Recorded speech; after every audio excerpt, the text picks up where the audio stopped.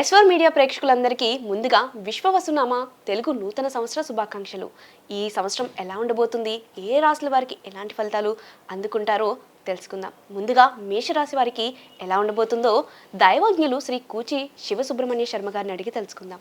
మేషరాశి వారు అశ్విని నక్షత్రం 1, 2, 3, 4 పాదములు, భరణీ నక్షత్రం 1, 2, 3, 4 పాదములు, కృత్తికా నక్షత్రంలో మొదటి పాదం వారు మేషరాశి.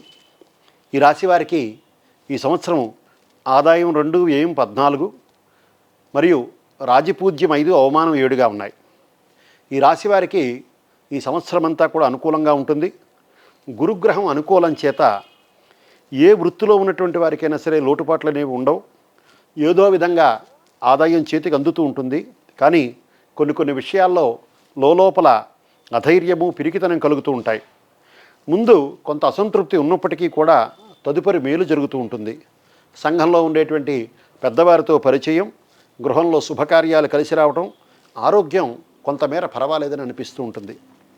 ఈ యొక్క మేషరాశిలో ఉండేటువంటి ఉద్యోగస్తులందరికీ కూడా ఈ సంవత్సరం మంచి కాలమే అని చెప్పవచ్చు. వారు అధికారుల యొక్క మన్నన పొందడం, అలాగే నిరుద్యోగులకి ఈ సంవత్సరం మంచి ఉపాధి అవకాశాలు కలిగేటువంటి అవకాశం ఉన్నది. రాజకీయ నాయకులకు గురుబలం బాగున్నది. ప్రజలతో సత్సంబంధాలు ఏర్పడడం, అలాగే ప్రజల్లో మంచి గుర్తింపు ఏర్పడుతూ ఉంటుంది. వ్యాపారస్తులకి కూడా గత సంవత్సరం కంటే ఈ సంవత్సరం మెరుగైనటువంటి లాభాలు వచ్చేటువంటి అవకాశం ఉన్నది.